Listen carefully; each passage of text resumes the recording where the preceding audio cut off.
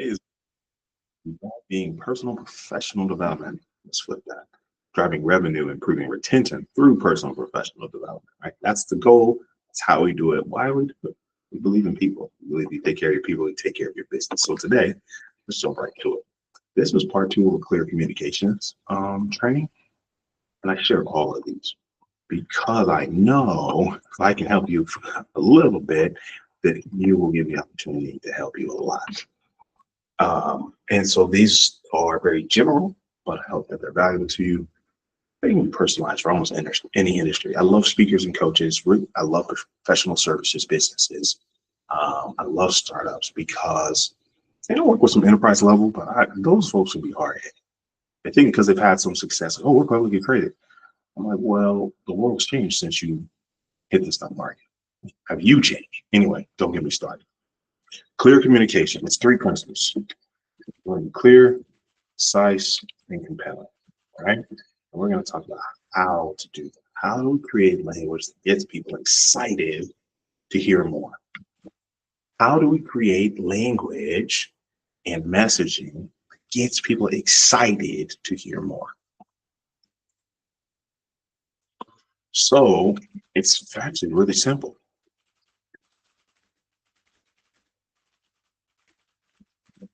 I love mechanical keyboard. Sounds like I'm really busy, something I'm working on. This is the number one thing that you can do to improve the quality of your messaging, at least in our initial conversation, whether it's initial outreach, whether you're creating a talk or speak, whether you're treating a training, right? Let's look at this training. The first thing I told you is that, hey, it's transformative messaging, okay? And then I told you a very simple question, askingbetterquestions.com. That is really my focus for all this year. We can ask better questions. We can create better clients. We can create a more successful business. Because the quality of our questions changes the quality of our answers. So we want to answer a question. You might have heard of, how did he call it? Everyone's favorite radio station, WFIIN, right? What's in it for me? Yes, I understand there's 4 call letters in a radio station. Don't miss the message. What's in it for me? And then answering that question in advance of them having to ask it creates clarity, and clarity closes deals. So this is the number one thing you do. If you don't have, your battery's about to die, or you got to go into a meeting, start with the transformation. Start with the outcome, start with the benefit, what's the result.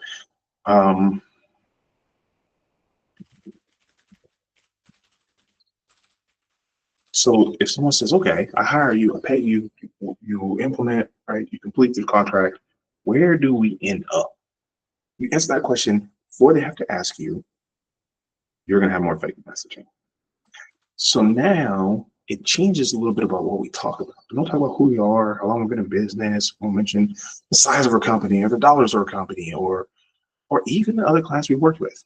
There's time for all of that. And you can actually, here's a snap of the previous training, right? There's no time for who you are, how you do it, right? Why you do it. We're going to start here. Here's what that sounds like. Here's what that sounds like. First of all, it needs to be clear.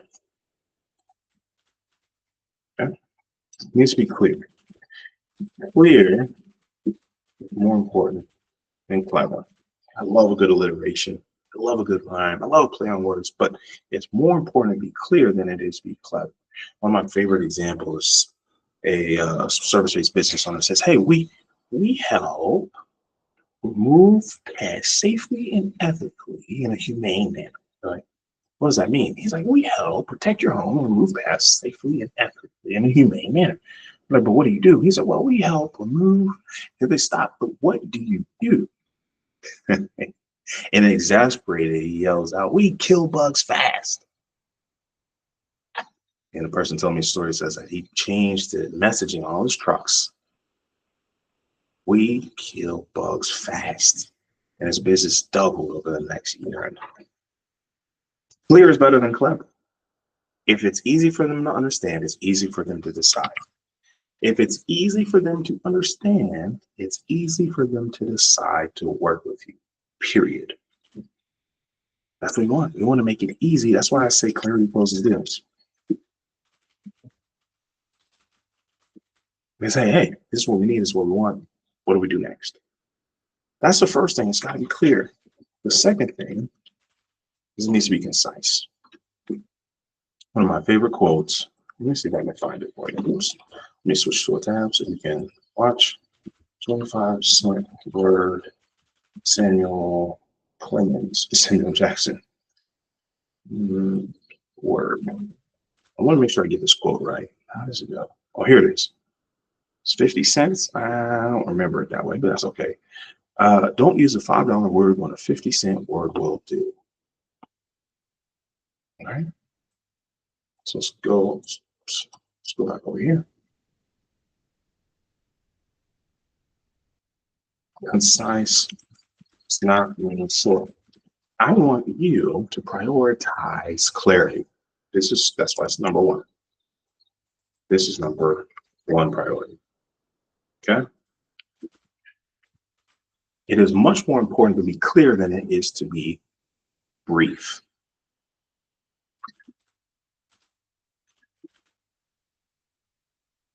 Ask yourself, did I say the most with the fewest number of words?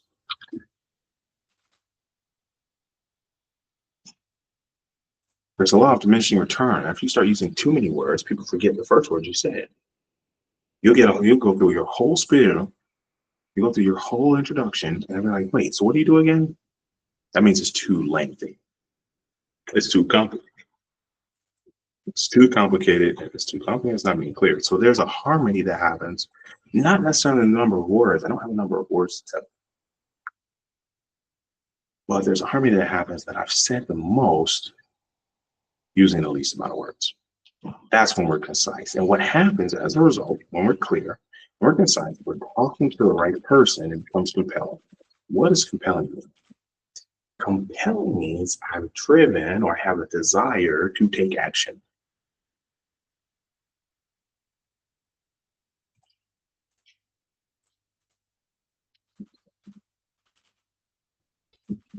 So let's go back up to the top. How do we create language, gets and messaging, right? It gets people excited to hear more. That's when it's compelling. It's like, hey, I need that. One of my favorite conversations, I was showing a slide deck to a future client, and about halfway through, she said, that's me. That's where I need help. It's compelling. Now, this is important. You cannot create messaging that's compelling to everyone. I want you to ask this question. Who can we help the most? Who can we serve with excellence? That's the person that's going to be, we want to talk to. That's the message we want to create. That's compelling. It's not magically compelling because you have a special set of words. It's compelling because we're talking about transformation. The person that desires that transformation. And whatever's stopping them from achieving this transformation is the reason they will pay for it. They'll pay you. So we talked about this in the other training, right?